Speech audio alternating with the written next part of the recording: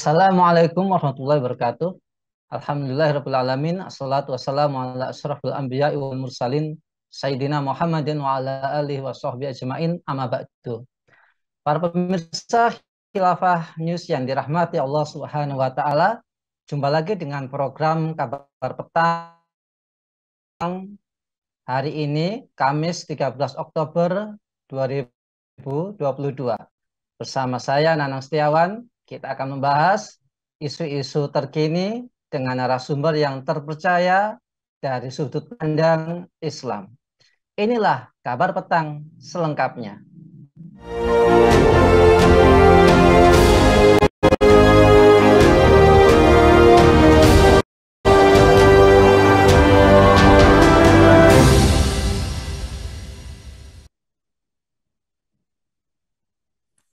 Topik mengenai pemutusan hubungan kerja atau PHK oleh berbagai perusahaan teknologi dunia menjadi isu yang masih hangat dibahas.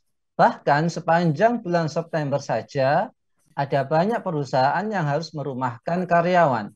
Berdasarkan data Curup, dalam tahun ini saja sudah terjadi 356 kasus PHK karyawan perusahaan teknologi, termasuk startup di seluruh dunia. Jumlah pegawai yang terkena dampak mencapai 125.903 orang per Kamis 6 Oktober 2022. Dengan total melibatkan 903 perusahaan teknologi, terlihat dari data PHK paling banyak terjadi pada bulan Juni yang mencapai angka 29.299 jiwa. Sementara pada bulan September terdapat 10.292 karyawan yang kena dirumahkan. Apa faktor penyebab PHK massal? Apakah ini menjadi pertanda stagflasi mulai mendekati Indonesia? Bagaimana cara untuk melindungi buruh dan perusahaan dari tekanan ekonomi global? Untuk membahasnya, kami terhubung dengan Sekjen Aliansi Buruh Indonesia, yakni Bung Imam Ghazali. Assalamualaikum Bung Imam. Waalaikumsalam warahmatullahi wabarakatuh, Bung Sehat Bung ya? Nanang. Ya, Alhamdulillah sehat, Bung Nanang. Mudah-mudahan sehat juga untuk para pemirsa sekalian, ya. Sehat badannya, juga sehat ekonominya, terutama teman-teman para buruh ini. Amin ya rabbal alamin. Bung Imam, badai pemutusan hubungan kerja di berbagai industri tidak terelakkan terjadi, Bung. Belum lama ini perusahaan fintech yaitu Sendit juga masuk dalam jajaran perusahaan yang melakukan PHK tahun ini. Apa faktor penyebab PHK massal ini, Bung? Ya, para pemirsa sekalian, eh, terima kasih Bung Nanang. Ya, eh begini. Jadi kalau kita bicara tentang PHK massal, itu kan berarti pemutusan hubungan kerja secara massal atau banyak orang, kan gitu ya. Nah, di dunia perburuan biasanya PHK massal itu disebabkan dua faktor, Bung Nanang. Ya, ini kita bicara latar belakang supaya kita tahu nanti kemana arah kita, ya. Yang pertama adalah faktor internal. Nah, faktor internal ini, ya, di antaranya faktor internal misalkan itu adalah karena PHK terjadi karena adanya mismanagement. Ada kesalahan di dalam pengelolaan bisnis yang kemudian membuat perusahaan itu rugi, dan ketika tidak tertolong karena kerugiannya besar akhirnya bangkrut, dan kemudian opsi PHK massal menjadi pilihan. Atau yang kedua, termasuk faktor internal itu adalah adanya konflik, ya. Konflik ini bisa konflik antara pemilik dengan pemilik, ya. Jadi mereka berkonflik sehingga kemudian tidak ada kecocokan bisnis untuk melanjutkan, kemudian berujung pada putusan untuk menutup bisnis, dan ini kemudian terjadilah PHK massal.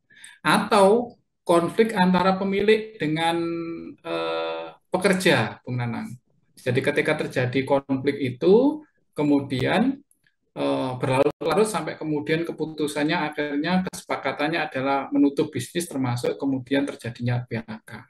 Nah, atau kadang-kadang juga karena strategi bisnis. Ya, jadi ada beberapa perusahaan itu yang melakukan perubahan strategi bisnis sehingga berakibat ada PHK. Seperti melakukan merger gitu ya, digabung-gabung, melakukan slimming, perampingan organisasi sehingga kemudian karyawan akhirnya berujung pada PHK karyawan. Atau karena cost reduction, jadi ini apa? Pengurangan biaya tenaga biaya ya untuk efisiensi. Nah, karena tenaga kerja masuk dalam salah satu komponen biaya produksi, maka kemudian akhirnya bisa berimbas pada PHK karyawan karena itu tadi untuk mengurangi biaya tenaga kerja. Atau juga karena permajaan biasanya. Ya, strategi bisnisnya adalah pengremajaan. Misalkan dia sebuah perusahaan manajemen melihat bahwa usia karyawan kebanyakan di usia yang tidak produktif lagi, artinya usia tua begitu ya. Dan itu mayoritas sehingga perusahaan lamban bergerak. Akhirnya kemudian dilakukan permajaan, salah satunya kemudian akhirnya mem-PHK karyawan yang dianggap sudah tidak produktif termasuk jenjang umurnya tadi. Ya itu. Nah, itu faktor internal, Bung Nanang. Yang kedua adalah faktor eksternal. Faktor eksternal itu misalkan karena force major yang pertama itu ya. Jadi bencana alam, perang, kan gitu ya. Misalkan kebakaran dan sebagainya itu force major yang kemudian berakibat pada sebuah perusahaan ditutup dan terjadi PHK massal. Atau ya termasuk faktor eksternal yang sedang kita bicarakan ini adalah situasi ekonomi. Ya, ketika situasi ekonomi tidak mendukung, diantaranya misalkan terjadinya resesi dan sebagainya, sehingga PHK massal ini dilakukan, terjadi. Nah, yang perlu difahami, Bung Nanang, bahwa kalau PHK-nya itu faktor internal, biasanya tidak bersifat sistemik. Artinya, memang ada sebuah perusahaan yang tutup bangkrut misalkan ya, PHK karyawannya. Tetapi perusahaan-perusahaan yang lain tidak.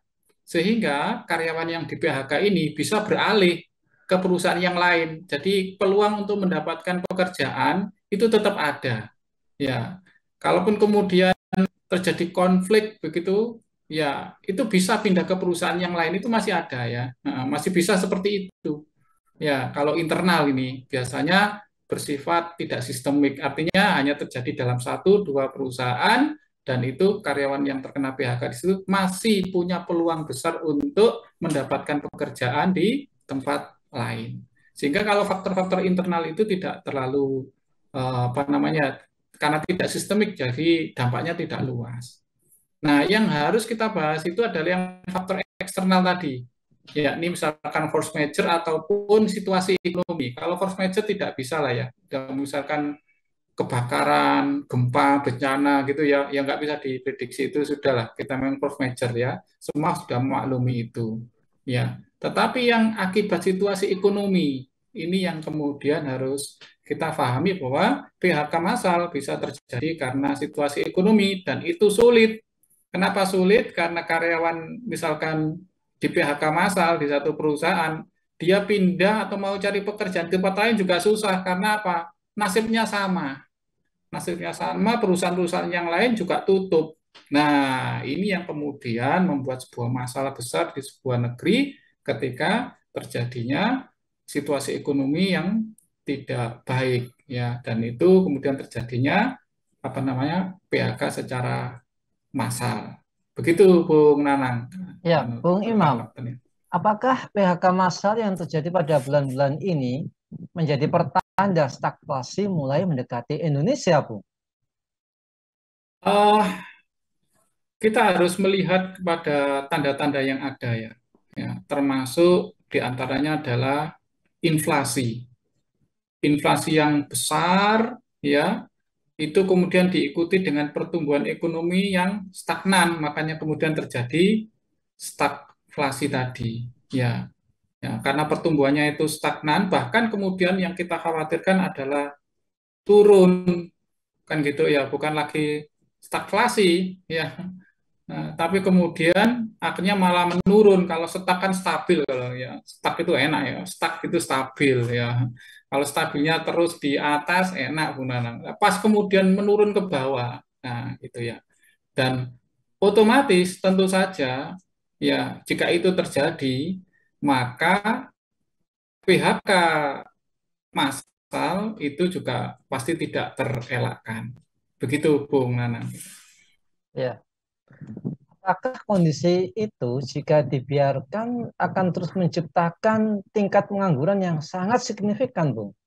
Bahkan cenderung Nah, meningkat mungkin. ya, saya sampaikan tadi ya beberapa penyebab PHK ya. Nah, yang paling harus diperhatikan tuh yang PHK faktor eksternal tadi, termasuk diantaranya kalau termasuk adalah adanya situasi ekonomi. Jadi kalau PHK internal tadi yang akibat perusahaan mismanagement, efisiensi dan sebagainya, kan gitu ya. Nah itu kan orang tadi saya katakan di PHK, perusahaannya tutup atau di PHK dia bisa cari pekerjaan di tempat lain. Yang kalau yang faktor eksternal force major ya sudah tidak apa-apa, tidak bisa apa-apain kita ya karena bencana alam. Orang bisa maklum itu, kan gitu ya. Nah ini jadi masalah itu kalau kemudian situasi ekonomi. Kalau sampai situasi ekonomi, maka kita tidak bisa mengandalkan kepada para buruh saja. Maksudnya, kalau tadi PHK-nya itu dorong untuk mencari pekerjaan di tempat yang lain.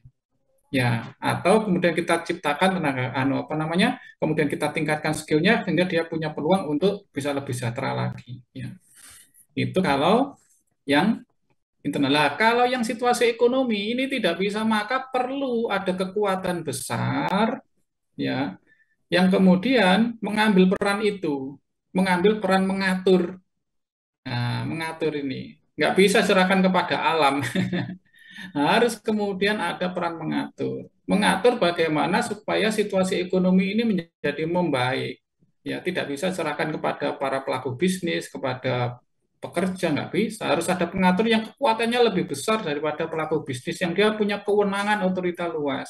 Siapa dia? Ya itulah pemerintah, negara, yang harusnya hadir di sana, Bung Nanang. Ya, sehingga kalau kemudian fenomena PHK itu apakah apa namanya eh, istilahnya memungkinkan terjadinya journalistik ya akan semakin besar ketika tidak dikendalikan dan ketika kemudian pemerintah atau negara tidak melakukan apapun untuk hal ini ya hanya kemudian prihatin dan sebagainya. Ini kan kita kadang-kadang juga harus apa namanya memahami ini ya. Jadi butuh sebenarnya sekarang peran negara atau pemerintah yang sekarang sedang ditantang. Ya, seberapa dia punya kemampuan untuk itu. Kalau tidak punya kemampuan berarti rakyat bisa melihat, oh cuma segitu saja kemampuannya. Nah, ini tantangan yang harusnya dijawab oleh pemerintah dengan apa namanya dengan kegiatan yang lebih real dan kemudian hasilnya bisa dirasakan oleh rakyat. Begitu benar. Ya, Bung Imam, apakah fenomena PHK yang terjadi sangat memungkinkan Indonesia untuk masuk dalam jurang resesi dalam waktu dekat, Bung? Oh iya, jadi gini, PHK itu kan indikator, Bung Nanang ya. Indikator berarti ada masalah di situ. Kalau PHK-nya massal, ya massal maksudnya itu hampir semuanya begitu, semua perusahaan begitu. Berarti kita lihat PHK itu berarti indikator, berarti permasalahannya adalah sistemik. Kait-mengkait satu sama lain dan biasanya dipengaruhi oleh faktor yang besar. Maka kemudian kita lihat, ya di antaranya, misalkan karena daya belinya turun. Dilihat, kenapa kok daya belinya turun? Itu karena inflasi, maksudnya harga barang-barang naik. Sehingga para pekerja atau siapapun orang tidak mampu untuk membeli. Ya, ketika daya belinya itu turun karena harga naik inflasi tadi, maka kemudian perusahaan tidak bisa lagi menjual barang, tidak bisa memproduksi. Ketika tidak bisa memproduksi, maka tentu saja dia tidak akan membutuhkan tenaga kerja. Nah, ketika dia tidak membutuhkan tenaga kerja, maka bisa jadi moratorium atau menghentikan tenaga kerja yang baru atau bahkan kemudian mengurangi. Celakanya kemudian ketika ini berlangsung berlarut-larut, maka kemudian perusahaan itu jadi ada masalah keuangan serius dan akhirnya bangkrut dan kemudian terjadi PHK massal. Karena prinsip bisnis kan mencari keuntungan. Nah, ini kalau terjadi secara massal, jadi mulai dari inflasi, ya, dan kemudian daya belinya menurun, produksinya akhirnya menurun. Nah, ini perputaran ekonomi menjadi sudah semakin seret. Dan ketika perputaran ekonomi ini seret, maka pendapatan atau apa namanya pendapatan domestik bruto itu juga akhirnya menurun di sebuah negara. Dan ketika terjadi dua kali berturut-turut, maka kemudian terjadilah resesi. Dan kalau resesi ini dibiarkan terus, ya yang tadinya hanya masalah PHK tenaga kerja dan sebagainya atau daya beli, nanti akan kemudian terjadilah krisis ekonomi. Gitu. Dan tanda-tandanya ke sana akan semakin ada. Tinggal ya apakah ini bisa terwujud atau tidak tergantung tadi negara yang ngatur sampai di mana dia kemampuan untuk bisa mengatasi hal ini. Itu Bung. Ya. Bung Imam, apakah PHK massal akhir-akhir ini sekaligus membuktikan bahwa Omnibus Law, Undang-Undang Cipta Kerja, berdampak buruk bagi buruh? Selain memudahkan PHK, juga memberikan nilai pesangon yang rendah, Bung. Oh iya jelas.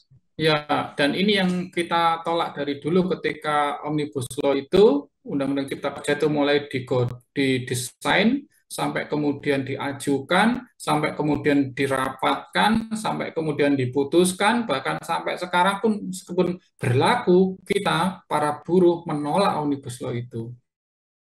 Dan ini saat ini banyaknya PHK massal, ya krisis ekonomi yang sekarang sedang kita alami itu adalah membuktikan salah satu tanda-tanda bahwa memang Undang-Undang Cipta Kerja itu bermasalah. Tinggal seberapa orang semakin sadar tentang hal itu. Jadi bermasalah ternyata yang tadinya ini sebenarnya bukan Undang-Undang Cipta Kerja, Bung. Ini namanya Undang-Undang dari awal kita dulu sudah ngomong ini bukan undang-undang cipta kerja, ini undang-undang investasi. Bagaimana kemudian dengan undang-undang ini investor itu banyak masuk, ketika banyak masuk diharapkan ekonomi itu meningkat. Tapi yang terjadi adalah bahwa investor yang masuk, modal mereka itu bukan modal real, mereka hanya modal investor saham. Yang saham itu sewaktu-waktu bisa mereka bawa. Jadi tidak banyak proses, ya mereka bisa bawa. Dan ini yang terjadi ketika situasi ekonomi menjadi sulit, daya beli masyarakat di Indonesia menjadi sulit, maka dengan cepat para investor itu menarik dananya dibawa pulang kembali. Dan yang terjadi apa? Yang terjadi ya kemudian terjadi krisis kita ini akhirnya. Ya, bisnis menjadi terganggu, akhirnya kemudian PHK. Dan ini dipermudah lagi dengan apa? Mem-PHK orang itu mudah sekali. Ya, syarat-syaratnya cukup ini, kemudian apalagi nilai pesangonnya rendah, tambah. Jadi pilihannya cuma gini, udah bisnis tidak menguntungkan, ya saya segera cabut, gitu aja. Untuk PHK sudah ada undang-undangnya PHK saja. Pesangonnya cuma segitu aja. Nah ini yang harus menyadarkan kepada kita, inilah salah satu impact dari Undang-Undang Cipta Kerja yang dari dulu kita ingatkan. Di samping di Undang-Undang Cipta Kerja Omnibus Law itu juga tidak hanya tenaga kerja ya, nanti ada masalah agraria, masalah pertanahan, masalah yang lainnya ya, yang sumber daya dan sebagainya itu juga sebenarnya sama berbahayanya dengan terkait dengan ketenaga kerjaan. Itu Bung Nana. Ya, Bung Imam terakhir, bagaimana cara untuk melindungi buruh dan perusahaan dari kanan ekonomi global, Bung? Ya, tadinya kita berharap negara ini, pemerintah bisa melindungi kita, ya, melindungi para buruh, juga melindungi para pengusaha. Ya, kenapa kalau buruh dilindungi, pengusaha tidak dilindungi juga nggak bisa. Wong buruh itu juga ikut bekerja ke pengusaha. Pengusaha dilindungi, buruh tidak dilindungi juga tidak bisa. Karena ketika terjadi penindasan, maka alami akan muncul ketika tidak itu namun macam perselisihan gitu dari konten itu juga akan merugikan ekonomi itu sendiri, masuk kesempatan berusaha dari bagi para pengusaha itu jelas. Nah kita tinggal tunggu ini apakah pemerintah mampu untuk melindungi kita semua baik buruh maupun pengusaha. Nah, kalau kita merasa memang penguasa itu tidak mampu, dalam ini pemerintah tidak mampu, lah kita harus segera melihat apakah ketidakmampuan itu karena pemerintah itu sendiri atau sebab lain. Maksud saya, Jika pemerintah sekarang tidak mampu menghadapi krisis, pemerintah sejenisnya juga gitu kita pernah menghadapi. Berarti kemungkinan bukan hanya faktor pelaku atau apa namanya personal daripada pemerintah itu. Mungkin ada sistem yang kurang bagus di sana. Bagaimana mungkin resesi terjadi selalu berulang. Dan kita lihat penderitaan yang dialami oleh buruh itu ya dikarenakan adanya sistem yang saya memperkenalkan namanya sistem kapitalis. Yakni sistem yang memberi kesempatan kepada para pemodal atau orang yang punya uang untuk kemudian mengatur ini semua, ya, mengatur ini semua sehingga semua undang-undang, sistem kerja, keadilan tidak terperhatikan. Dan ini kita semua harus menyadari ini. Maka saatnya ya kita semua, khususnya para buruh ini, saya himbau, marilah kita menyadari hal ini dan menjadi agen-agen perubahan, di mana perubahan yang kita lakukan harus menjadi lebih baik daripada keadaan sekarang. Ya, itu saja mungkin Bung Nana. Ya, baik Bung Imam, terima kasih atas pemaparannya. Sampai jumpa lagi di lain kesempatan Bung. Semoga sukses dan sehat selalu Bung Imam. Baiklah, para pemirsa, kabar petang yang dirahmati oleh Allah Subhanahu wa taala, demikianlah bincang-bincang kami dengan Sekjen Aliansi Buruh Indonesia yaitu Bung Imam Ghazali. Insya Allah kita akan bertemu dengan kabar petang selanjutnya dengan tema-tema yang terkini bersama para narasumber yang terpercaya dari sudut pandang Islam. Sekian dari saya. Wassalamualaikum warahmatullahi wabarakatuh.